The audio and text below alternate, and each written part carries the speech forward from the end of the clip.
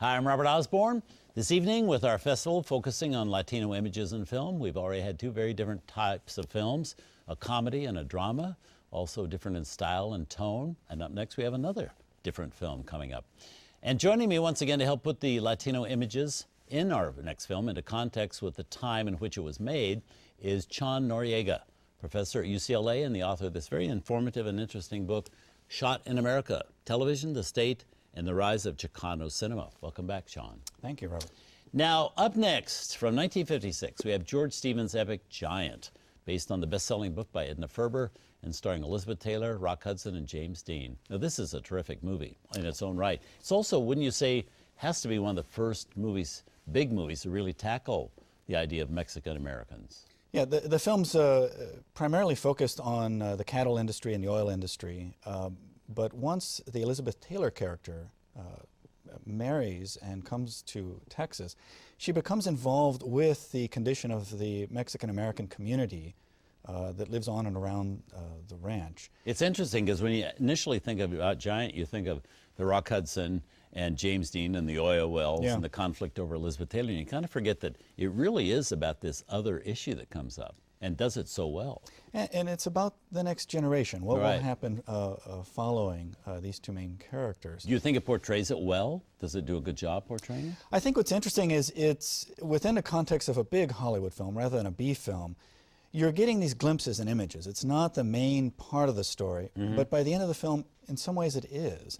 And that's depicted, I think, explosively in the next to last scene in a small roadside restaurant where Rock Hudson is really confronting his own racism as well as that of the restaurant owner. Right. Well, it's a terrific movie on all levels. It's got great stars, it's got a great story, it's got epic, it's got size, it's got George Stevens directing, it's got a wonderful cast, so this is a terrific treat. I'm really glad you picked it too. Here's the film nominated for 10 Academy Awards, winning one for George Stevens as the Best Director of 1956. And with a supporting cast which includes Carrol Baker, Jane Withers, Sal Mineo, and Earl Holliman. Here's Giant.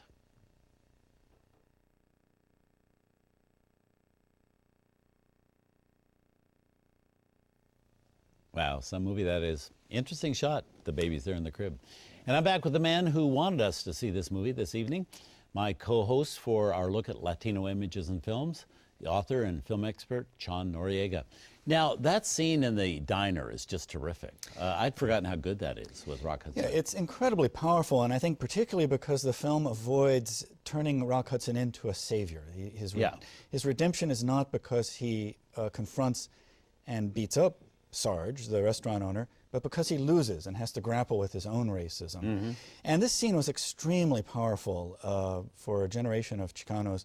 The poet Tino Villanueva actually wrote an entire book about that scene called Scene from a Movie Giant, which would then go on to win an award. And I have a colleague whose mother took him to see the film, and just before that scene said, "Pay attention, mijo, pay attention, my little son." He would then go on to become a distinguished film professor at the University of Texas at Austin, largely, I think, inspired by this scene and the fact of what this film does in presenting some of the issues that were central to the Mexican-American population. Just give a little shout out to the colleague, Charles Ramirez Berg, who's at the University of Texas.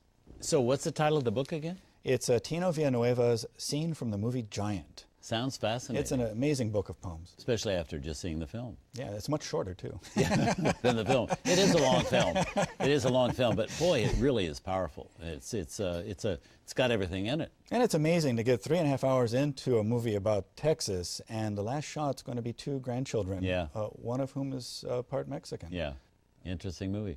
Great choice. Thanks so much. Well, Chon and I are finished for tonight, but we're going to be back again Tuesday together to talk more about some films in our Latino Images Festival. In the meantime, though, stick with us because up next we have another movie set in the big state of Texas. This one a TCM premiere, and this one stars Audie Murphy and Broderick Crawford.